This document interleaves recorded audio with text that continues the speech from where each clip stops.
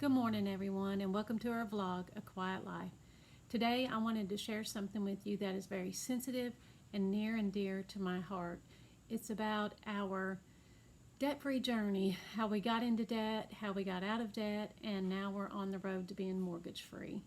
Nick and I married in 1988. It was just a couple months after I graduated high school, and Nick had already been graduated about a year. We worked in our small town. We worked at gate factories, or Nick worked at a gate factory, and we had sewing factories, and we had a hospital, different things like that. So we worked those while we still lived in Casey County. We bought a trailer, and we had a couple used cars, and before you know it, we'd been married 5 years and had 2 kids. Nick had started a job in Somerset where he basically taught himself how to use this particular machine, and he got a phone call from South Carolina to interview for a job, and he got the job all because he trained himself how to use this machine. So we moved to South Carolina in 1993. We'd been married almost 5 years, and we had the 2 kids. Well, we seen this little house. We'd been here about 2 days, and we looked at this little farmhouse that had been built in 1928. And the owners wanted to do a promissory note, so we agreed to that. So we bought our little house for about $47,000, I think. And at that time, it had about an acre and a half of land with it. And we paid payments to the owners of the house and had it set up for 15 years. We hadn't been here very long when the owner of the house, one of the owners, which was the son, passed away. His mother went into a nursing home, and since there was no other family to inherit, her nephew, who was a doctor in North Myrtle Beach, ended up with everything. So that included our promissory note in our house. So we decided we would get a regular mortgage and just move it out of his hands. And we did. We bought a mortgage, paid the money to him. And the next thing you know, we realized the house is pretty dated. I mean, it was built in 1928, and they had built on a couple of times since then. And it was in fairly good shape, but it was dated and needed some work done. And for some reason, ever since I was little, I've had that bug to work on things in the house. And fortunately, Nick is super skilled about doing things like that. And as the years went by, he's really learned how to do a lot of different things. And I work with him. You know, whatever needs done, I need done, I will do with him. So we bought this little house, and it needed updating. And the next thing you know, we don't have money to pay for the updating. So we start borrowing money, and we put it on credit cards and Lowe's and Home Depot and all that type of thing. And the next thing you know, we're pretty in debt. So we had done updating, and we had our house, we decided to refinance, and we refinanced all the debt plus what we owed on the house. Well, the next thing you know, we ended up doing that quite a bit. We refinanced a lot. At one point, we owed on a van, and we put that in there, and we ended up pretty heavy in debt with consumer debt, credit card, and on our house. By the time 2008 rolled around, we had a significant amount of debt. We owed about $225,000. And 180 of that was on our first and second mortgage. So it was quite a bit. We knew we were going to have to make some changes, and what happened was, I see this as the divine hand of God. Nick lost his job, and we knew from there on out, we've got to really manage our money better. We didn't know how to manage money, for one thing. In school, they don't really teach you how to manage money. We didn't have anybody in our life that taught us how to manage money, that spoke any of that into us. Nobody. So what happened was, God brought some people into our lives, Connie and Bees, and they never really talked to us. They did, but they didn't. But we watched, and we knew the things that they did, and we learned from them on the things that we knew what not to do. We just didn't know what to do in managing our money. And they taught us a lot by their example on how to manage our money.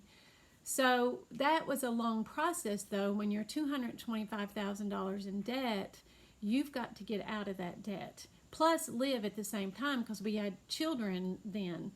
Our children lived at home. We had 3 kids by then, and you've got school lunches, and which is not cheap. You've got school stuff, which is not cheap. You've got clothes, you've got braces, you've got doctor bills. You've got all this amount that comes out with having children, which is great. We love our kids, but kids are expensive. That's just the fact. They are expensive.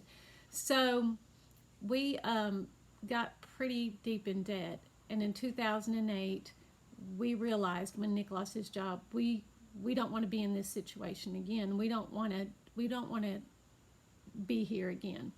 So they offered us a loan modification, because that's when a lot of people lost their jobs. We took the loan modification with our mortgage, and it didn't take away any of our consumer debt. It didn't take away the second mortgage, any of that. But when we did that loan modification, and unbeknownst to us at that time, and by then we had to sign it, even though we paid all of our mortgage payments, we didn't let anything go. We never were late on anything, even when Nick lost his job. We just were not late. Wonderful people. I mean, through our church, they gave us money anonymously, and all kinds of things that really helped us out at that time. And we're so thankful for all the people that helped us out. And we wanted to be wise with that also. So the loan modification ended up being for 40 years. And if we had done that, we wouldn't get our house paid off till we were 78, 79 years old. And we said, okay, we've got to make some changes in our life. Now, also make changes, but also live, because we've still got the kids. So we really began to think and work ways on how to get out of debt. We got out of consumer debt. We started out with that type of debt, the consumer and credit card debt. That's what we worked on really hard first. Once we got that paid off, we started working on our second mortgage. And by 2017, which I know is a long time, but in that meantime, you have to buy vehicles, and we buy used vehicles, and we pay for them as we go. We save up money to pay for our vehicles as we go. Or we would get a very small couple $1,000 loan if we didn't have that extra amount, and we would have to pay that for our vehicles or whatever it was. So we really worked toward that goal of all of that. We paid off the second mortgage in 2017. So then all we owed on was our first mortgage. And at that time, honestly, I can't even remember how much it was at that time in 2017.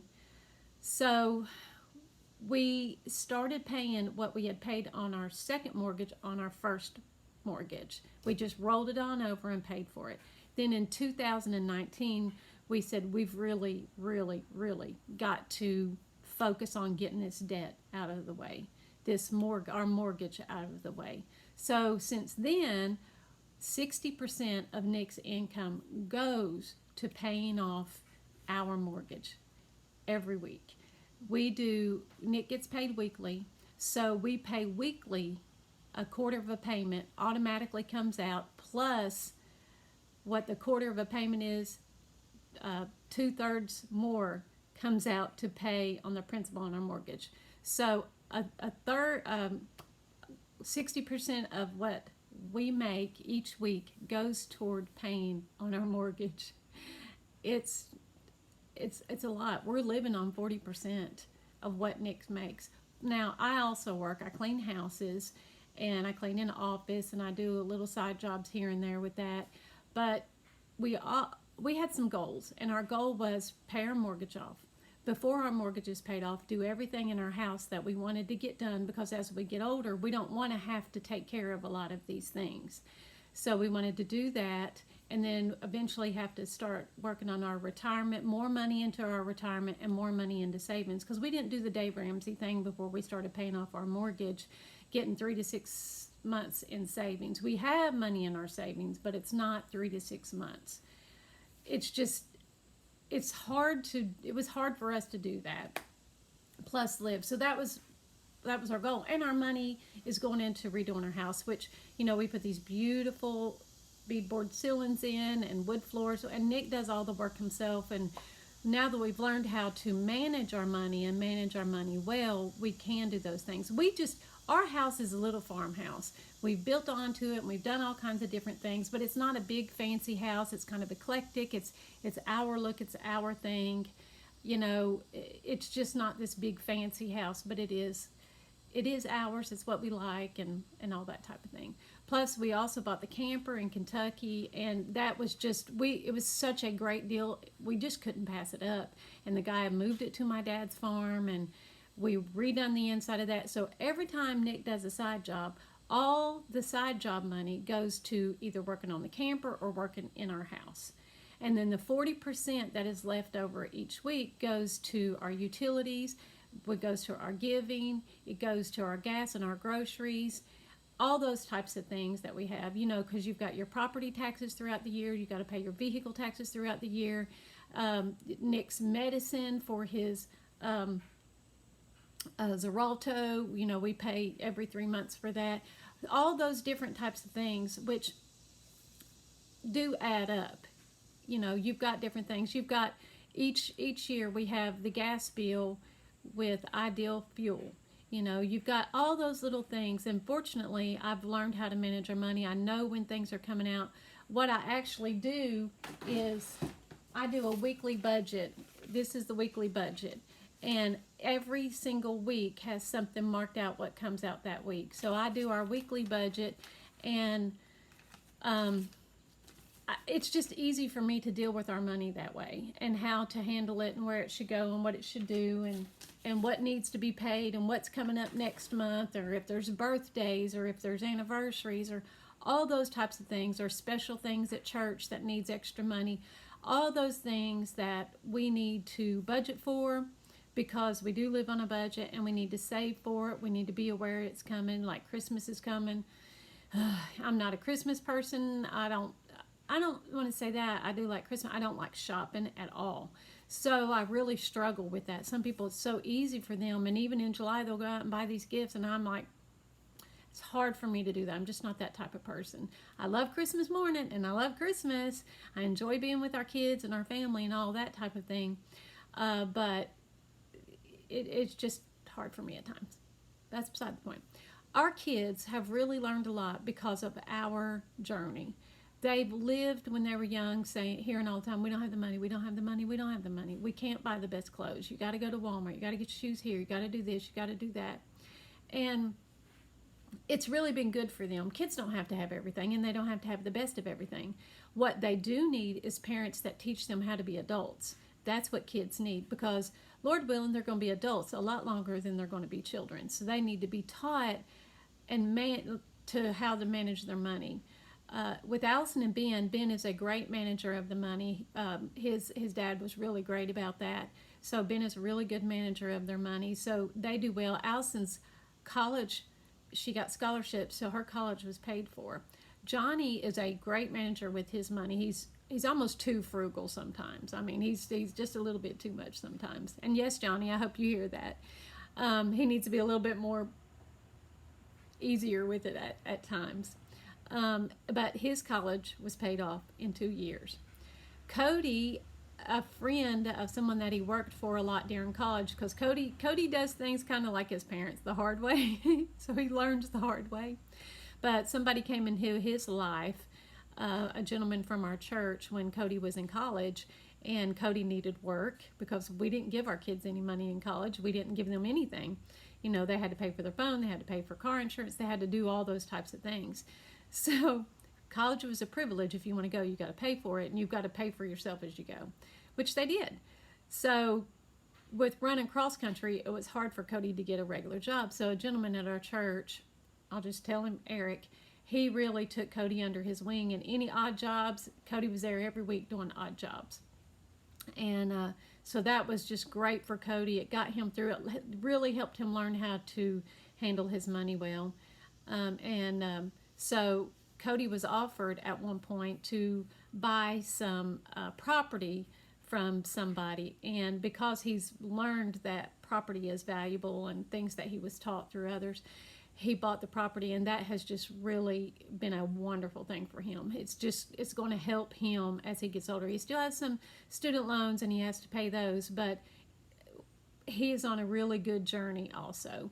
So I'm really proud of our kids. They're learning how to be adults. Well, they are adults. I mean, come on. Allison's 31. They are adults. So all of our kids are really good about budgeting and dealing with their money and not getting in debt, not being where Nick and I were, not knowing how to manage their money. And they know they can always come and talk to us. We don't give them money. We don't do stuff like that. We will help them out in any way. If they need help on their property, Nick and I will be right there to help. If they need anything, of course, we'd be there for them. But that's not the goal, is to teach them to come to their parents for all that they need. The goal is to be self-sufficient, but also, I feel like, is to trust in God. Because when Nick lost his job in 2008, that's when we really, really, truly understood that God is our provider, that he is our provider and our sustainer. Even before Nick lost his job, he was provider and sustainer. We just didn't recognize him so much now. He is now. Jesus has been so good to us, and he's walked with us. He's brought people into our life that has taught us how to manage and do well with our money and encourage us and strengthen us. And I hope that others will be encouraged and strengthened through this. It has not been easy. About a month ago, I just got so just kind of down in the dumps over all this because we're working so hard. We've been paying off mortgages and loans and debt for so many years now. It's easy, and you can file bankruptcy, you can do all those things, but that was not the path that we chose to take. We chose to pay off and learn how to manage our money and budget wisely, because as we get older, we're going to need to do that more and more. But we're almost there. In 18 months, in 78 weeks, we will have our house paid off, Lord willing. Things keep going like they're going. We will definitely have it paid off. We like about $41,000. And to know that we're going to be debt-free completely by that time, and all of the work that we wanted to do on the inside of our house, which we've redone the bathrooms, we put new toilets in and showers in and floors in. If you've seen our vlog, we've done all those things. That is in preparation for as we get older and we're not going to be able to do those things. Our kids will be there to help because they've learned a lot for sure. They're great about all of that. They're learning how to take care of things as well, and I'm thankful for that.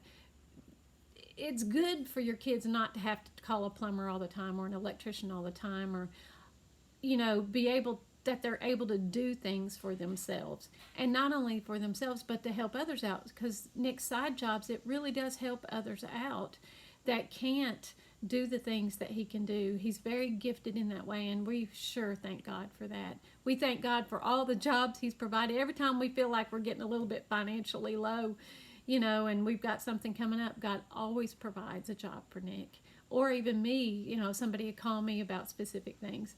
So we're so thankful for that. God's timing is always there. But when I got down a couple of months ago, or a month or so ago, the Lord had to really bring me back and say, keep on keeping on, Starla. Just keep on keeping it on.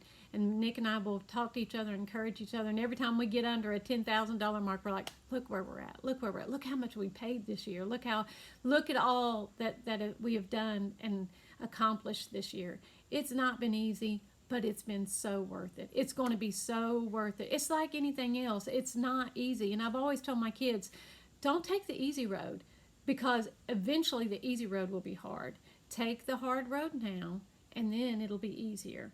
And I guess that's kind of my philosophy in all things. If we do all the hard things now, later on as we're older and we retire, which is going to be a long time away, it'll be easier. And it'll be less stress on our kids also. They won't have to take care of as much also when we can't, if it comes to that. And that was another thing. We don't know what the future holds. We don't know if somebody might get really ill. We don't know if they'll need wheelchairs. We don't know what will happen, so we need to be a little bit better prepared for that. So we're thankful that God has led us that way. Thankful for the people in our lives that have helped us with that. Very, very thankful for all of that. And so I hope this helps you on your debt-free journey, your mortgage-free journey. Let me give you a statistic that I heard, because I watch YouTube and I read blogs and things like that to keep me encouraged. and it said that 75% of people that retire with a mortgage. 75% of retirees retire with a mortgage. That is so crazy when you could be in your 40s and 50s paying that mortgage off and then living a lot of years mortgage free. And then it also said out of those 75% that retire with a mortgage, they have a 40% debt to income ratio. In other words, they're 40% in debt. And I thought, oh gosh, I don't want to be there either. You know, I want to be flipping that. You know, I don't want to be any debt when we retire. Of course, you have utilities, you have things that come up that you still have to plan for. But I don't want to be in that situation when we retire. And it's worth it now. It's worth it now. Even though we're living on 40% and we feel like we have no money. I say that all the time. We're broke. We're broke. Nick says, no, we're not, Starla. We are not broke. We have all this money going in to pay our mortgage off. We're not broke. But to me, if it's not in that particular checking account, we're broke. So, but anyway, I try not to plan on that and think on that. But when we do retire, or when we do get that mortgage paid off, we are putting more money into our retirement, more money into savings, and actually going to feel more relaxed to be able to do some things that we've been wanting to do for a long time that we've not been able to do either because we've been in debt or we're getting out of debt. So keep on keeping on, and I pray this encourages you and strengthens you. Feel free to comment or let me know where you are in your debt-free journey, and please be encouraged. We have 18 months to go, and the next thing you know, we're going to be saying we're mortgage-free, we're debt-free, mortgage-free. So blessings to you, and I pray that you trust in God to know that Jesus is your sustainer and He holds you together through everything. All right, have a great day. Thanks for joining us.